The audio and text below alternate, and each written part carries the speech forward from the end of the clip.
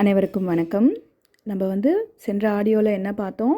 சுவைனா என்ன, அதனுடைய தன்மை என்ன, பஞ்சபூதத்துக்கும் சுவைகளுக்கும் உள்ள தொடர்பு என்ன, அதே மாதிரி ஒரு சுவை அதிகரித்தா அதை எப்படி சரி பண்ணணும், ஒரு சுவை குறைஞ்சா அதை எப்படி சரி பண்ணணும், அதோடைய நட்பு பகை இதையெல்லாம் பார்த்தோம்.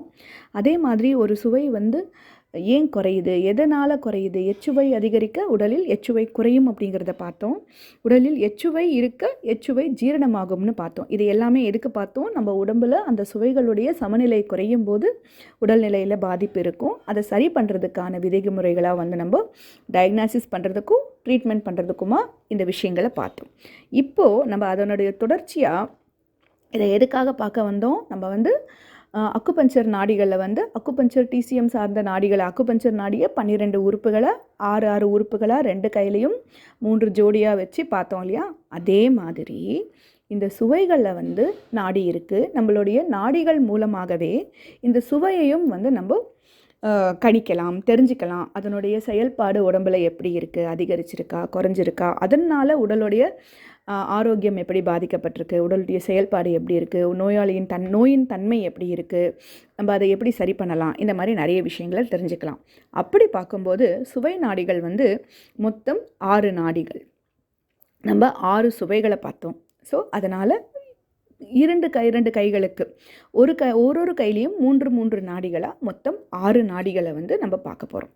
சுவை நாடிகளும் 6 இருக்குது. இந்த சுவை நாடிகளை எப்படி பார்க்குறோம் அப்படின்னா, வாத பித்த கபம் அப்படிங்கிற முக்குற்றம் அப்படிங்கிற பேரில் இங்கே இருக்குது.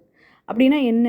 இந்த 6 சுவைகளையுமே 2 சுவைகளாக அந்த குற்றம் அப்படிங்கிற விஷயம், அதாவது வாதம் பித்தம் கபம் அப்படிங்கிற 3 குற்றம் சொல்லுவோம். அதாவது வாதம்ங்கிறது காற்றோட தன்மை, இசை என்ன பண்ணுது, நம்மளுடைய உடலில் இருக்கிற இயக்கத்தை, தசைகளை, மூட்டுக்களை, எலும்புகளை, இவற்றின் பணியை பாதுகாக்குது, சீரான சுவாசத்தை கொடுக்குது, சரியான மலம் கழிப்பதையெல்லாம் பார்த்துக்கக்கூடிய ஒரு தன்மை தான் வாதம் அப்படிங்கிற தன்மை. அடுத்தது பித்தம். பித்தம் அப்படிங்கிறது வெப்பம் சார்ந்தது.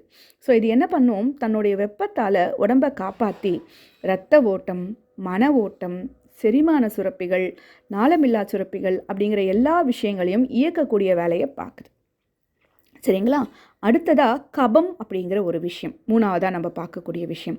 கபம் உடலுக்கு தேவையான, உடல் முழுக்க எங்கெல்லாம் நம்மளுக்கான நீர் தத்துவம் தேவையோ, நீர் தேவையோ, அந்த நீர்த்தன்மையும், நெய்ப்புத்தன்மைனா ஒரு வழவழப்பு தன்மை, வழுக்கி கொண்டு போகக்கூடிய ஒரு தன்மை, ஒரு பிசுபிசுப்பு இழுத்து பிடிக்கிற தன்மை, அந்த மாதிரி விஷயங்களை எல்லாம் கொடுத்து எல்லா பணியையுமே நல்லபடியாக, இப்போ ஒரு ஓட்டம் இருக்குது அப்படின்னா அந்த நீரானது ஓடுது, ரத்தம் ஓடுது, நிணநீர் ஓடுதுன்னா அது ஓடும்போது ஒரு வழுக்குத்தன்மை இருந்தால் மட்டும்தான் உங்களுக்கு அந்த ஓட்டம் சீராக இருக்கும், அங்கங்கே தடைப்பட்டு நிற்காமல் இருக்கும். அந்த தன்மையை கொடுக்கக்கூடிய விஷயமா கபம் அப்படிங்கிற விஷயம் இருக்குது. இந்த வாத பித்த கபம் இது 3ஐயும் நம்ம முக்குற்றம்னு சொல்லலாம், முத்தோடம்னு சொல்லலாம், திரிதோஷம் அப்படின்னு சொல்லலாம். இப்போ இந்த வாதம் அப்படிங்கிறத என்ன பண்ணுறோம் அப்படின்னா, இது ஆகாயம், தொண்டை வரைக்கும் இருக்கிற இடம், அடுத்தது காற்று, இதயமும் அது இருக்கிற சக்கரங்களும். ஸோ வாதம் அப்படிங்கிறது ஆகாயம் மற்றும் காற்று சக்கரங்கள் சேர்ந்து உடம்பில் செய்யக்கூடிய செயலை குறிக்கக்கூடிய ஒரு விஷயமாகும். ஸோ உடம்போட ஒட்டுமொத்த சக்திக்கு வாதத்தின் செயல் தான் முடிவெடுக்குது, டிசிஷன் எடுக்குது. இந்த வாதம் சார்ந்து தான் உங்களுடைய உடம்போட ஒட்டுமொத்த சக்தியும் இருக்குது. உடம்போட செயல்கள் வாதம் அப்படிங்கிற இந்த பிராணனை சார்ந்து தான் இருக்குது. அடுத்ததாக பித்தம் அப்படிங்கிறத நெருப்புன்னு சொல்லலாம். தொப்புள்ள அமைஞ்சிருக்கிற சக்கரமும் நீர், அதாவது புரோஸ்டேட் சுரப்பிகள், இனப்பெருக்க சுரப்பிகள்லாம் சொல்கிறோம் இல்லையா, அந்த சக்கரங்கள் சேர்ந்து உடம்பில் செய்யும் செயலை குறிக்கக்கூடிய ஒரு விஷயமா பித்தம் அப்படிங்கிறது இருக்குது. இந்த பித்தத்தோட வேலைகள் என்ன அப்படின்னா, செரிமானம் மற்றும் உருமாற்றம் போன்ற செயல்கள் இங்கே நடக்குது. இது தேஜஸ் அப்படின்னு சொல்லுவோம்.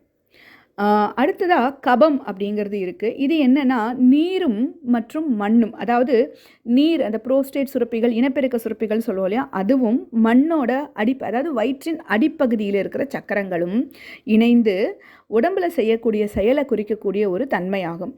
இதனோட வேலை என்ன அப்படின்னா, கபத்தோட வேலை இணைப்பது, உடல் கட்டமைப்பு, அப்புறம் மசகிடுதல், அதாவது லூப்ரிகேஷன், ஒரு வழுவழுப்பு தன்மை, ஒரு உராய்வு தன்மைன்னு வரும்போது உங்களுக்கு அந்த ஒரு வழவழப்பு தன்மை இருந்தால் மட்டும்தான். இப்போ சிம்பிளாக சொல்லலாம்னா 2 வீல் வந்து இணையுது அப்படின்னா அது சுற்றும்போது உங்களுக்கு க்ரீஸ்னு ஒரு விஷயம் கொடுப்போம் இல்லையா, அந்த க்ரீஸ் இருந்தால் தான் உங்களுக்கு வந்து அது சத்தம் போடாமல் அந்த இயக்கம் இருக்கும்.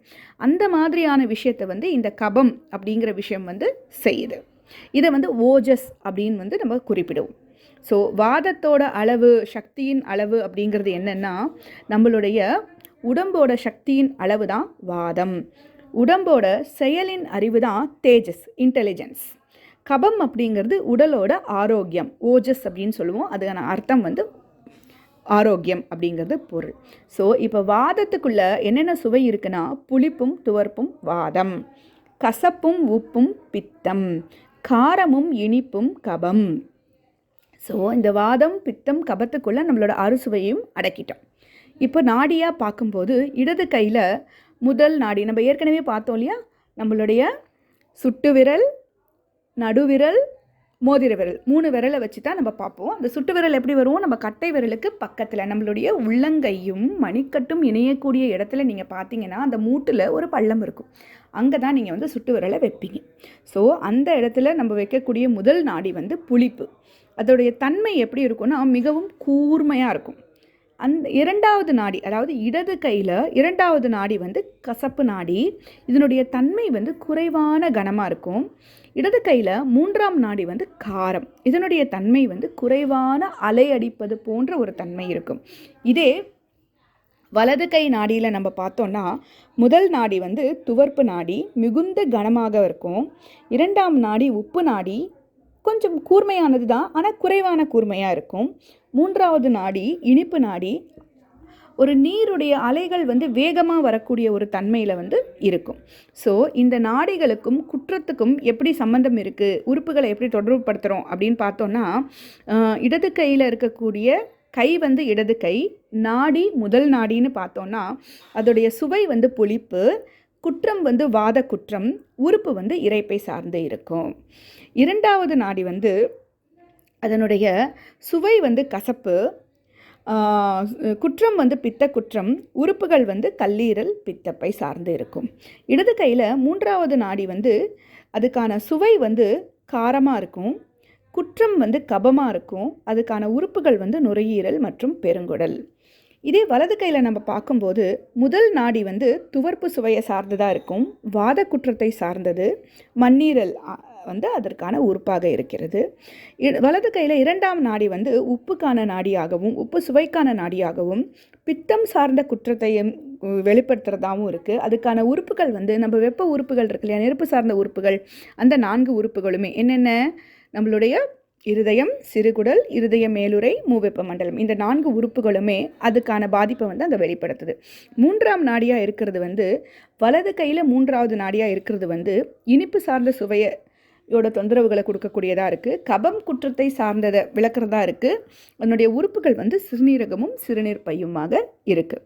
ஸோ இந்த இதில் வந்து நம்ம என்னென்ன தெரிஞ்சுக்கிட்டோம், கையில் நம்ம பார்க்கக்கூடிய தமிழர் நாடி சுவை நாடிகள் என்னென்ன, வாத பித்த கபம் அப்படிங்கிற முக்குற்றங்கள் அப்படின்னா என்ன, அந்த முக்குற்றங்களுக்குள்ளே நம்மளுடைய சுவைகளை எப்படி பிரிக்கிறோம், அந்த குற்றங்களையோ சுவைகள் சார்ந்ததோ உறுப்புகள் சார்ந்ததோ தொந்தரவுகளாக எப்படி நம்ம வந்து நாடியில் தெரிஞ்சுக்கிறோம் அப்படிங்கிறத இதில் தெரிஞ்சுக்கிட்டோம். நன்றி.